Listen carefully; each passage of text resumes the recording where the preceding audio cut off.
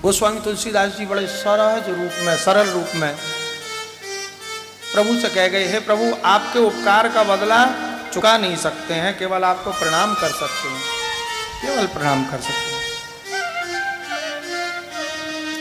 मोह पे होय न प्रति उपकार, मोह पे होय न प्रति उपकार, बंदौ तब पद भारहि बारा, बंदौ तब पद भारहि बारा, मोह पे होय न प्रति उपकार, मोह पे होय न प्रति उपकार। यही बात यहाँ श्रीमद् भागवत में व्यास जी महाराज कह रहे हैं, श्री कृष्णाय वयम नमः। हम सब संसार के लोग भगवान श्री कृष्ण को नमस्कार करें, प्रणाम करें। यह प्रकार से मंगलाचरण करके फिर संदर्भ ग्रंथ प्रारंभ करते हुए व्यास जी महाराज कह रहे हैं कि भैया, एक बार नैमिषारण्य वन में शौनकादि 88,000 ऋषि 1000 दिन को यज्ञ करके बैठे हैं, स्वाहा स्वाहा कर रहे हैं। मन में विचार भयो, कोई संत आए के हमारे या यज्ञ में हमको सुंदर सी कथा सुना में तो आनंद आ जाए। जैसे ही मन में विचार भयो, कोई संत पधारे तो सामने से देखो भैया, परम संत सूत जी महाराज पधार रहे हैं। बिना बुलाए अचानक आए थे, और जो अचानक आ जाए वाकू महाराज अतिथि कहें। नास तिथिर यस्सा अतिथि, जिसकी कोई तिथि निश्चित नहीं है, पहले से ना कोई फोन किया है, ना कोई पत्र डालो है, ना कोई सूचना है, बिना बुलाए जो अचानक आ जाए, अतिथि। अतिथि देवो भव, सर्वस्य अतिथिर गुरु। अतिथि देवता के समान, गुरु के समान। बड़े प्रेम से स्वागत किया है शौनक ऋषि ने। 88,000 ऋषियों के प्रतिनिधि शौनक महात्मा, और स्वागत करने के बाद प्रार्थना की है कि आप जैसे परम संत कब पधारें? बोले, जब भगवान की कृपा हो। भगवान जब कृपा करना चाहें तो संतों को घर पे भेज देंगे। या को प्रमाण? बोले महाराज, हनुमंत लाल माता जानकी को खोजते भाई जब लंका में पहुंचे,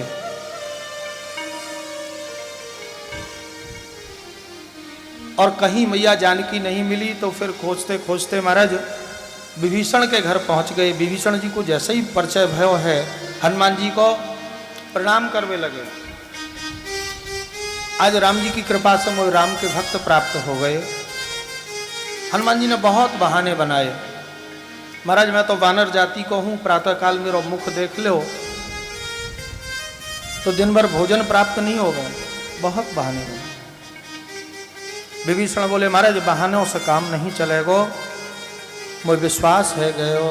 अब मोहे भा भरोस हनुमंता, मोहे भा भरोस हनुमंता, बिनु हरि कृपा मिलहि नहीं संता, बिनु हरि कृपा मिलाया नहीं संता।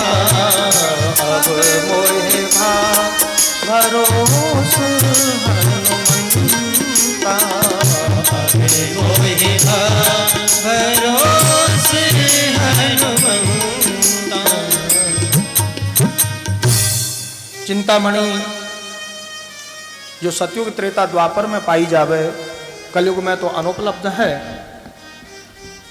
वो चिंतामणि जिस व्यक्ति को भी प्राप्त हो जाए, वो एक क्षण में संसार के सभी सुख व चिंतामणि के द्वारा प्राप्त कर सके। वह चिंतामणि से कही, चिंतामणि आपने हमें संसार के सब सुख दे दिए, थोड़ा देवलोक के सुख दे दो। चिंतामणि हाथ जोड़ देगी, मना कर देगी, महाराज पृथ्वी के सुख दे सकती हूँ, देवलोक के नहीं। तो देवलोक के सुख कैसे प्राप्त हों? बोले, कल्प वृक्ष की कृपा यदि मिल जाए, कल्प वृक्ष की आराधना की, कल्प वृक्ष प्रसन्न हो गए, देवलोक के सुख मिल गए। अब देवलोक के सुख जब प्राप्त हो गए कल्पवृक्ष के द्वारा, तो कल्पवृक्ष से जब प्रार्थना की, कल्पवृक्ष हमको भगवान के धाम में ले चलो, कल्पवृक्ष मना कर देगा, भगवान के धाम में नहीं ले जा सकते हैं, केवल देवताओं के सुख दे सकते हैं। तो भगवान के धाम में कैसे जाएं? बोले भैया भगवान के धाम में जानो है, भगवान की प्राप्ति करनी है, तो पृथ्वी पे आए के ये जगह जगह जो संत लोग बैठे हुए हैं, गुफाओं में, पर्वतों पे, जंगलों में, नदियों के किनारे जो महात्मा विराजमान है, साधु विराजमान है, दाढ़ी बढ़ रही है कि जटा बढ़ रही है, लंगोटी है या नहीं है, न आज की चिंता है, न कल की चिंता है, न परसों की चिंता है, न वर्षों की चिंता है। जिनको चिंता है तो एक एक क्षण बको सदुपयोग होता रहे, कोई भी क्षण कहीं व्यर्थ न चलो जाए।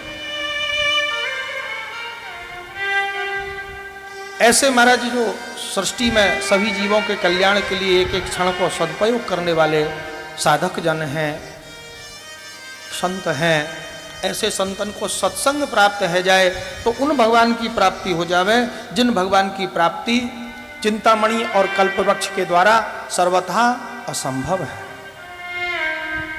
आज सोनकादि 88,000 ऋषि सूत जी महाराज से प्रार्थना कर रहे हैं, आपने बड़े बड़े संतन को सत्संग किया है, व्यास पराशर इत्यादि को।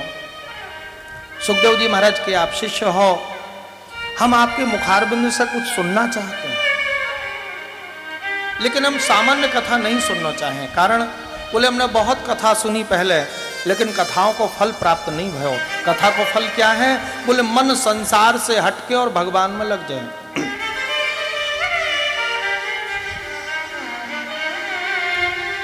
और हमारा मन ऐसा नहीं हो पायो, या को कारण क्या है?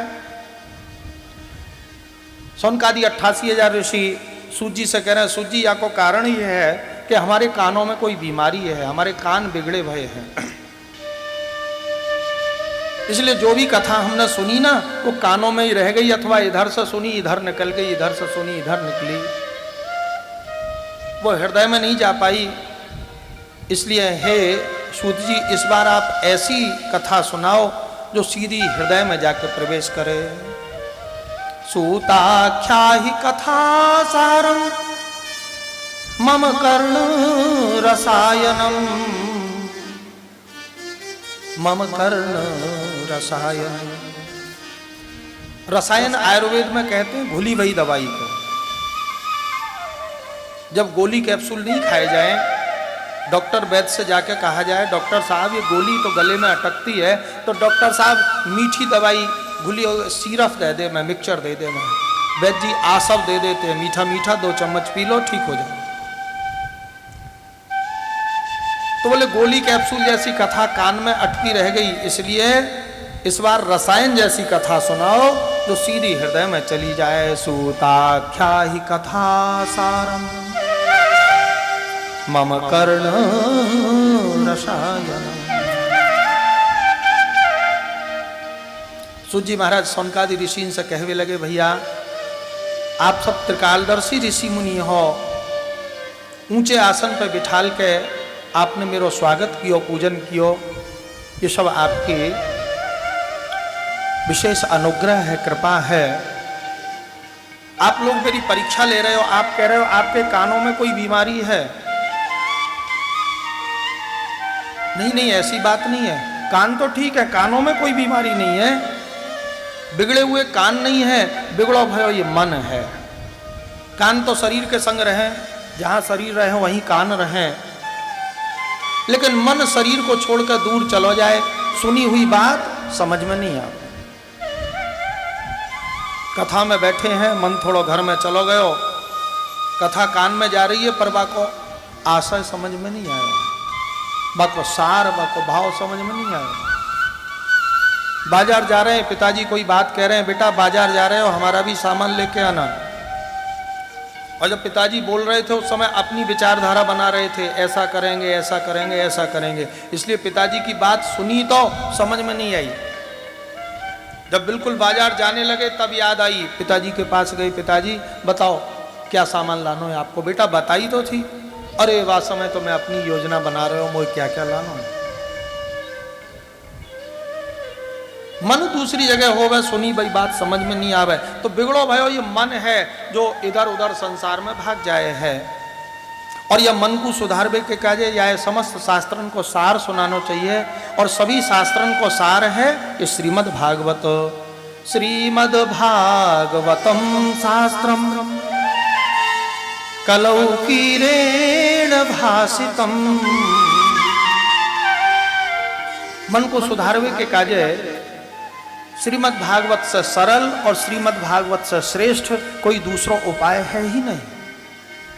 और दूसरे जो साधन है वो बहुत कठिन है और उतने अच्छे नहीं है, उतनी कोटि के उत्तम कोटि के नहीं है जितने ये श्रीमद् भागवत श्रवण। ये सबसे सरल उपाय है। सहज रूप में श्रीमद् भागवत कथा श्रवण करो और भागवत की कथा को सुन के या को अपने आचरण में, अपने हृदय में, अपने जीवन में बसा लो। श्री वैष्णव संप्रदाय में, रामानुज संप्रदाय में एक दूसरे को संबोधन में भागवत कहते हैं टाइटल की जगह। फलाने भागवत आए थे, फलाने भागवत हैं, फलाने भागवत। या को अभिप्राय क्या है? बोले भागवत को सुनते सुनते सुनते उनको जीवन भागवतमय हो गयो, भागवत की शिक्षाएं उनके आचरण में विराजमान हो गई। तो मन को ठीक करवे के काजे श्रीमद् भागवत से श्रेष्ठ और सरल कोई दूसरा उपाय है ही नहीं। एतस्मात् परम किंचिन मनः शुद्ध्यै न विद्यते जन्मांतरे भवेत् पुण्यम तदा भागवतम लभे। लेकिन भैया जब जन्म जन्मांतर के पुण्य उदय होमे हैं तब यह प्रकार को अवसर मिले है, वह एक ही कथा के द्वारा जीव को कल्याण हो जाए। हम मन रूपी रथ में बैठ के बार बार जन्म मृत्यु के चक्र में पड़े हैं, आयु को पूर्ण करके वहां जामे हैं और ऊपर के लोकों में जाने के बाद पुनः मन संसार में आ जावे। ऐसो परिवार हो, ऐसो मकान हो, ऐसे रिश्तेदार थे, संसार में मन आने से और दोबारा से संसार में भेज दिया जाए। मन रूपी रथ में बैठ के मनोरथ के द्वारा cycle of birth and death जन्म मृत्यु के चक्र में पड़े हुए यहाँ आवे हैं, आयु पूर्ण होवे, काल रूपी सर्प के द्वारा ग्रसित होवे और फिर चले जाएं, फिर आ जाएं, फिर चले जाएं। लेकिन ये श्रीमद् भागवत या काल सर्प के मुख से बचा के और जीव को भगवान के चरणों में ले जाके विराजमान कर देवे। काल ब्याल मुखग्रास त्रास निर्नाश हेतवे।